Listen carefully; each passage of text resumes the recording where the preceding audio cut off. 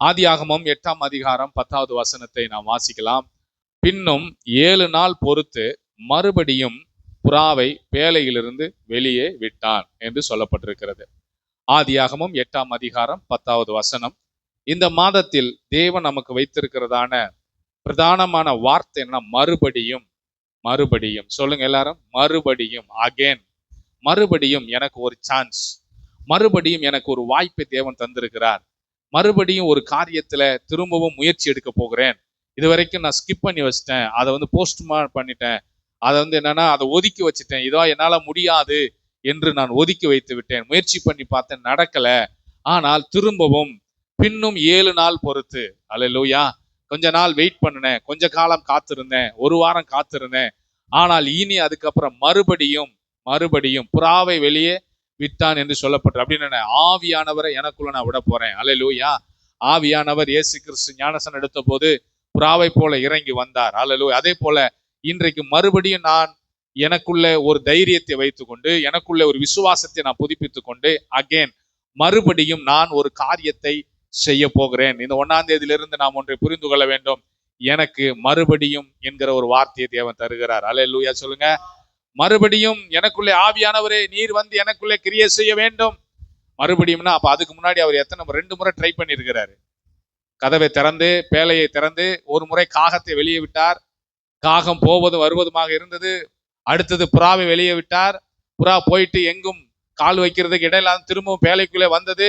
திரும்ப 7 நாள் சென்று திரும்ப மறுபடியும் புறாவை வெளியே விட்டார். புறா என்ன பண்ணுச்சு?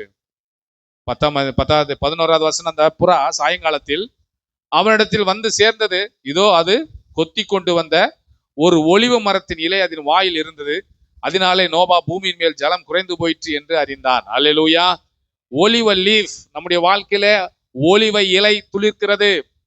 ஒலிவ இலை, மறுபடியும் நமக்கு ஒரு வாய்ப்பை கர்த்தர் வைத்திருக்கிறார். நீங்கள் அதை மறந்து போக கூடாது. மறுபடியும் எனக்கு வாக்குத்தத்தம் சொல்லப்பட்டது, ஆனால் வாக்குத்தத்தங்கள் நிறைவேறாது போல இருக்கிறது. ஆனால் திரும்பவும் அதுதான் மறுபடியும் என்று சொல்லுகிறேன். மறுபடியும் அகேன் எனக்காக நான் இவ்வளவு நாள் காத்திருந்தேன். திரும்பவும் எனக்கு ஒரு வாய்ப்பு கொடுக்கிறார். அந்த வாய்ப்பை நான் சரியாக பயன்படுத்தி கொண்டு தேவ பலத்தினால், ஜெபத்தினால் திரும்பவும் முயற்சி எடுக்க போகிறேன். கர்த்தர் அந்த காரியத்தை எனக்கு வாய்க்க பண்ணுவார். அதனாலே நோவா இந்த உலகத்திலே தண்ணி குறைந்து போயிற்று என்று அறிந்தான் என்று சொல்லப்பட்டிருக்கிறது.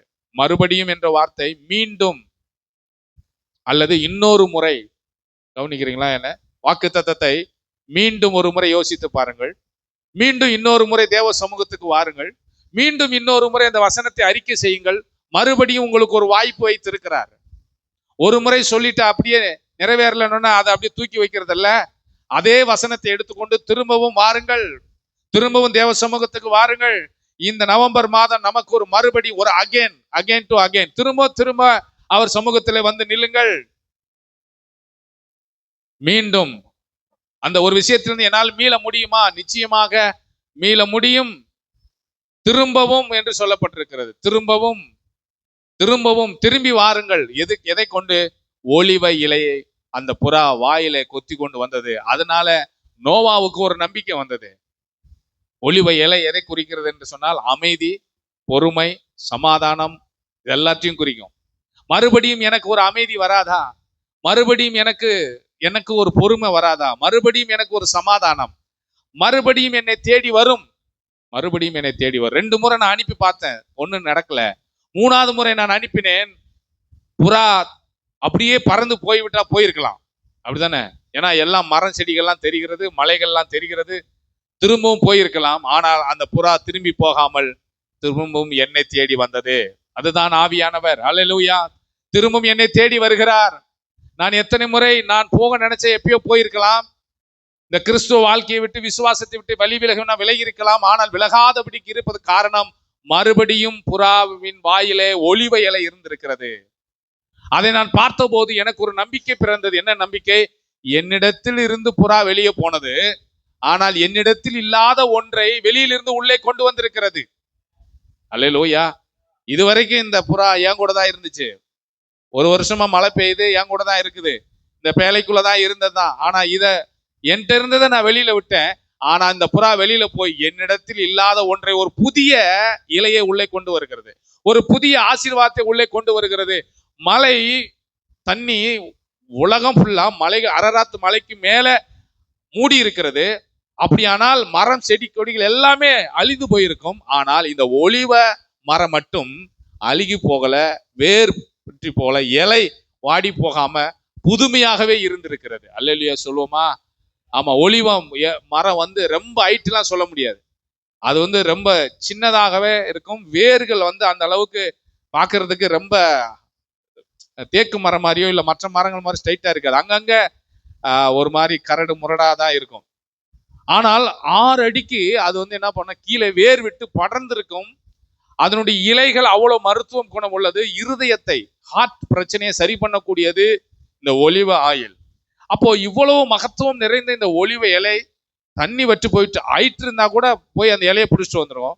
முற்றிலுமாக தண்ணீர் வற்றி போய்விட்டது. அதனாலதான் அது பூமிக்கு கிட்ட வந்து அந்த இலையை பறித்து கொண்டு திரும்பவும் பேழையின் இடத்துல வந்தது. பேழையின் இடத்துல வந்தது. நம்முடைய வாழ்க்கையில் நம்ம ஒன்றை புரிந்து கொள்ள வேண்டும். புறா என்னிடம் இருந்து போனது, ஆனால் என்னிடம் இல்லாத ஒன்றை புறா எனக்குள்ளே கொண்டு வந்து சேர்த்தது. வெளியில் இருந்து வந்த ஒரு புதிய நம்பிக்கை எனக்கு அப்படிதான் வரும். என்னிடத்தில் இருக்கிறது அல்ல, இனிமேல் எனக்கு ஒரு புதிய செய்தி, புதிய மாற்றம் வெளியில் இருந்து எனக்கு வரப்போகிறது. அல்லேலூயா. தூரத்திலிருந்து எனக்கு ஒரு நல்ல செய்தி வரப்போகிறது. என் ஆத்துமாவை குளிர்விக்க போகிறது. மறுபடியும் 2 முறை ட்ரை பண்ணிட்டேன். நல்லா கவனி. அதுக்கு முன்னாடி நான் நிறைய முறை முயற்சி பண்ணி பார்த்தேன், ஒன்றும் நடக்கல. அப்படி நீங்க வந்திருக்கிறீங்க. ஆனா இந்த நவம்பர் 1ஆம் தேதி கர்த்தர் சொல்றா, மறுபடியும் 2 முறை இல்ல 3 முறை, பல முறை நீங்க ட்ரை பண்ணிட்டீங்க. ஆனா இந்த மாதத்துல மறுபடியும் அகைன் நீங்க ட்ரை பண்ணி முயற்சி பண்ணுங்க. நிச்சயமாக புறாவின் வாயில் ஒலிவ இலை இருந்தது போல என்னுடைய வாயிலும் துதியின் சத்தமும் சாட்சியின் வசனமும் என் வாயிலே புறப்படும். அல்லேலூயா.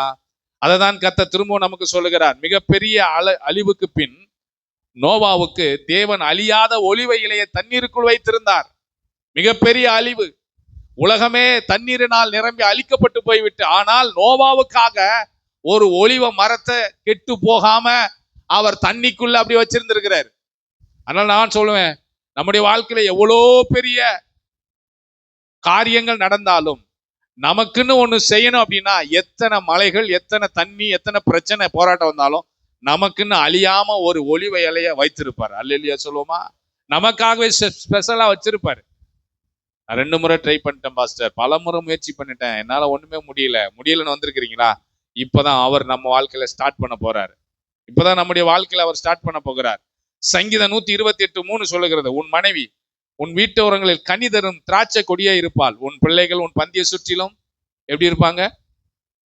ஒலிவ மர கன்றுகளை போல இருப்பார்கள். ஒலிவ மர கன்று, ஒலிவ மர கன்று. சங்கீதம் 128:3 1ல இருந்து வாசிக்கலாமா? யாராவது ஒரு வாசிங்க. கர்த்தருக்கு பயந்து, நல்லா கவனிங்க, மறுபடியும் என்ன சொல்ல வராரு? கர்த்தருக்கு பயப்படுங்கள். மறுபடியும் என்ன? நான் ஆண்டவருக்கு பயப்பட போகிறேன். அப்படின்னா என்ன? பயப்படணும் அப்படியே ரொம்ப பயந்து போய் ஆண்டவர் நம்மளை அடிச்சிருவார், அப்படி கிடையாது. மறுபடியும் இந்த ஜெபத்துக்குள்ள வாங்க, மறுபடியும் வேத தியானத்துக்குள்ள வாங்க, மறுபடியும் தேவனுக்கு முதலிடம் கொடுங்கள். அப்பொழுது வாசிங்க, அவன் வழிகளில் நடங்கள். அதான் சொல்லப்படுது, தேவ வழியில் நடங்கள். அவங்கதான் ஆசீர்வதிக்கப்பட்ட. மறுபடியும் வாங்க, மறுபடியும் வாங்க. அதனாலதான் இயேசு கிறிஸ்து சொன்னார், வருத்தப்பட்டு பார சுமக்குள்ள நீங்கள் எல்லாரும் என்னிடத்தில் வாருங்கள். மறுபடியும் வாங்க. உங்களுக்கு ஒரு இன்னொரு சான்ஸ் இருக்கிறது, இன்னொரு சான்ஸ் இருக்கிறது. மறுமுறை சான்ஸ் கொடுக்கிறார். நீங்க வெளிப்படுத்தல் விசேஷம் 14ஆம் அதிகாரத்தை நீங்க வாசிக்கும் போது, இப்போ சுவிசேஷம் பிரபல்யம் செய்வது, சபை ஊழியங்கள் செய்து கொண்டிருக்கிறது. ஆனால் கடைசி நாட்களில தூதர்கள் வந்து ஊழியம் செய்ய போகிறார். மறுபடியும் ஒரு வார்த்தை, மறுபடியும் ஒரு சான்ஸ் இந்த உலகத்துக்கு வைத்திருக்கிறார். அப்போ சர்வ உலகத்துக்கும் ஒரு சுவிசேஷம் சொல்லப்படும். அந்த வசனத்தை எடுத்திருக்கிறீங்க. சொல்லப்பட்டிருக்கிற வார்த்தைகள் நாம் நன்றாக புரிந்து கொள்ள வேண்டும். எனக்கு ஒரு திரும்பவும் ஒரு சான்ஸ் கர்த்தர் வச்சிருக்கிறார், சான்ஸ் வச்சிருக்கிறார். கெட்ட குமாரனை பார்க்கிறோம், திரும்ப அவனுக்கு ஒரு வாய்ப்பு கொடுக்கப்பட்டது. மறுபடியும் தகப்பனை தேடி வந்தான். ஆண்டவர் அவனை புறம்ப தள்ளல, அவனை வெளியே போன்னு சொல்லல.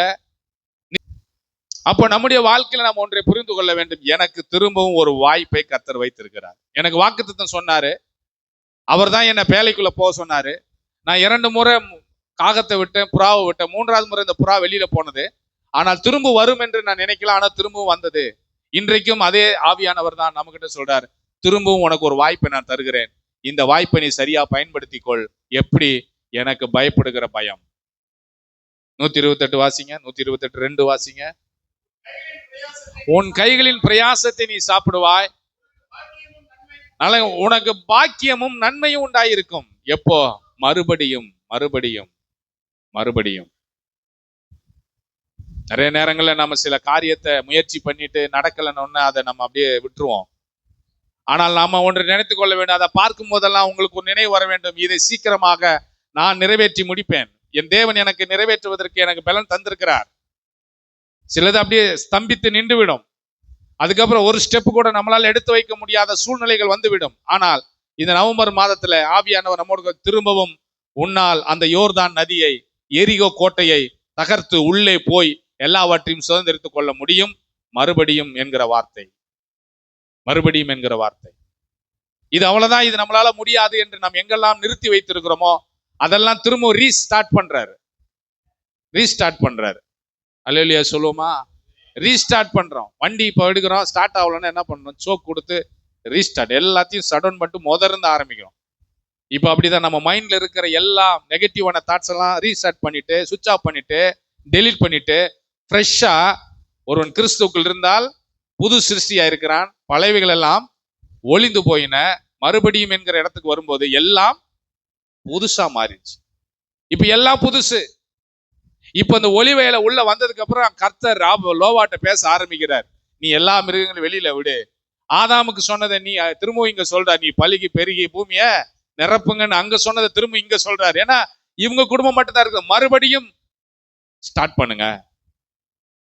இந்த மனித வாழ்க்கையில், இந்த உலக வாழ்க்கையில எங்கெல்லாம் நம்ம ஸ்தம்பித்து போய் நிற்கிறோமோ, ஒரு தேக்க நிலை நம்முடைய வாழ்க்கையில இருக்குமானால் அந்த நிலையிலிருந்து நதியாக, கடந்து போகிற நதியாக நம்மளை பாய்ந்து ஓட செய்கிறவர் மறுபடியும் என்கிற வார்த்தையை கொண்டு நம்மோடு கூட பேசி கொண்டிருக்கிறார்.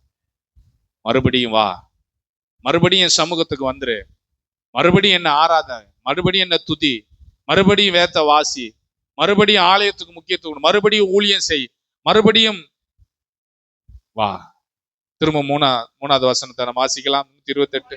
உன் மனைவி உன் வீட்டோரங்களில், உன் பிள்ளைகள் பந்திய சுற்றிலும், நல்ல பல எத்தனையோ மரங்கள் இருந்தாலும் இந்த ஒலிவ மரத்துக்கு அவ்வளவு ஸ்பெஷல் இருக்கிறது. பார்க்கறதுக்கு அவ்வளவு அழகா இருக்காது அந்த மரம். ஆனால் அந்த மரத்தில் இருக்கிற ஒவ்வொன்று மருத்துவத்தை குணத்தை சார்ந்தது. நம்முடைய வாழ்க்கையில் நம்ம ஒன்று புரிந்து கொள்வேன், என் பிள்ளைகள் ஒலிவ மர கன்றுகளை போல இருப்பேன். என் பிள்ளைகள் மறுபடியும் எனக்கு ஆரோக்கியத்தை கொடுக்கக்கூடியவர்களா இருப்பார்கள், எனக்கு சமாதானத்தை கொடுக்கக்கூடியவர்களா இருப்பார். நீங்கள் இதை அறிக்கை செய்ய வேண்டும். என் பிள்ளை கெட்டு போயிடும், இவன் உருப்பட மாட்டான், இவன் அப்படி இல்லை. என் பிள்ளைகள் ஒலிவ மர கன்று என்பது, ஒலிவ மர கன்று அநேகருக்கு சமாதானத்தை கொடுக்கக்கூடியது, அநேகருக்கு சுகத்தை கொடுக்கக்கூடியது. வேதனை கொடுக்கக்கூடிய மரங்கள் நிறைய இருக்கிறது, உயிரை எடுக்கக்கூடிய மரங்கள் நிறைய இருக்கிறது.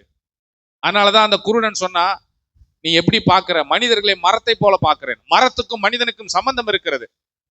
மரத்திலே தூக்கப்பட்ட எவனும் சபிக்கப்பட்டவன் என்று எழுதியிருக்கிறபடி கிறிஸ்து நமக்காக சாபமாயி நம்ம மீட்டெடுத்திருக்க, மறுபடியும் அவர் அதை மீட்டெடுத்திருக்கிறார். அப்போ மரத்துக்கும் மனிதனுக்கும் சம்பந்தம் இருக்கிறது.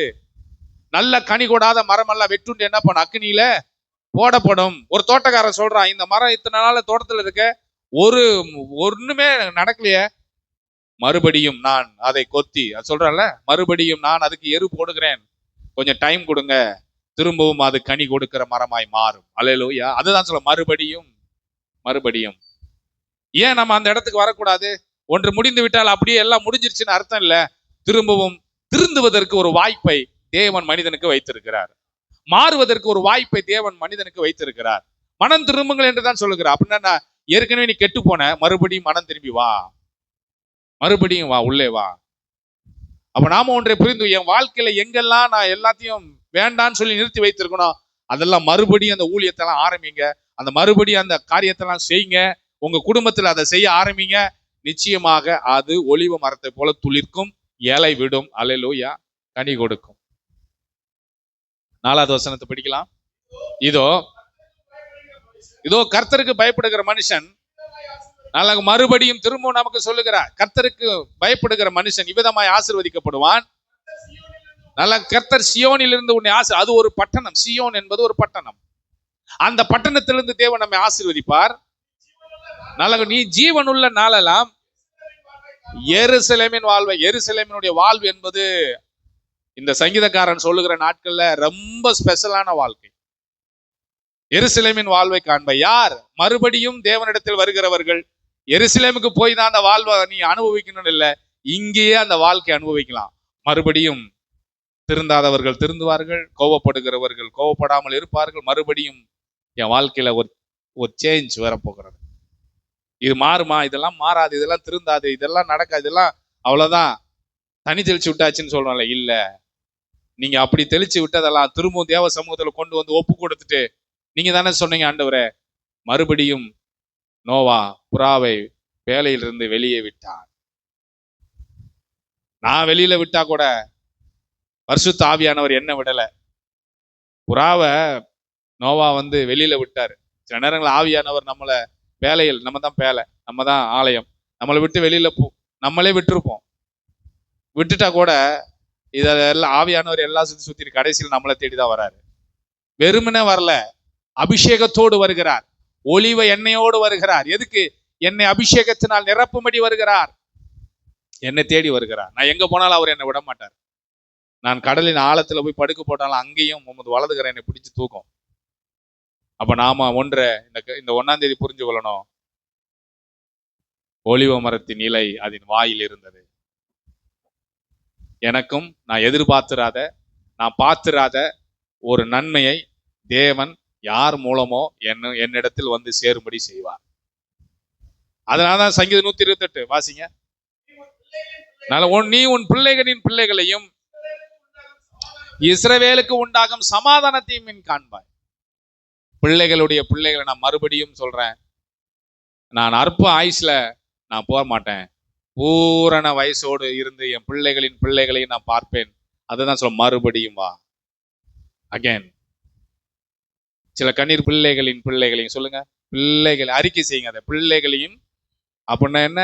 என் பிள்ளை இஸ்ரவேலுக்கு சமாதானம், என் பிள்ளை கல்யாணம் ஆகி என் பிள்ளைகளின் பிள்ளைகள் எத்தனை தலைமுறை? 3 தலைமுறை. எங்க அப்பாவுக்கு தலைமுறை 4 தலைமுறை. நான் பார்ப்பேன். நான் படுக்கும்போது என் ஹார்ட் அப்படியே நின்றாது. நீங்க சொல்லணும், திடீர்னு என்னாச்சு? Heart attack. எனக்கு வராது. ஏன்னா என் வாயில இருக்குது ஒலிவ ஆயில். அல்லேலூயா. என் வாயில இருக்கிறது ஒலிவ எண்ணெய், ஒலிவ இலை என்கிட்ட இருக்குது, அபிஷேகம் என்கிட்ட இருக்கிறது. அவரோட பிளாக் கறந்தா கூட நான் ஜெபம் பண்ணா பிளாக்கை எடுக்கிற அவர் தான் முடியும். ஏன்னா இருதயத்தை உண்டாக்கினவர் அவர் தான். என் கண்ணு காது எல்லாத்தையும் உண்டாக்கினவர் அவர் தான். எனக்கு எங்க பிரச்சனை இருக்கிறது, மறுபடியும் நான் அவர் சமூகத்துல போயிட்டா போதும், என்னை சரிப்படுத்தி, என்னை சீர்படுத்தி, என்னை வாழ வச்சு, என்னை அழகு பார்க்கிறவர் என் தகப்பன். அல்லேலூயா. அதனால சொல்றேன், இஸ்ரவேலுக்கு உண்டாகும் சமாதானத்தையும் காண்பாய். மறுபடியும் எனக்கு ஒரு சான்ஸ் இருக்கிறது, மறுபடியும் எனக்கு ஒரு வாய்ப்பு இருக்கிறது.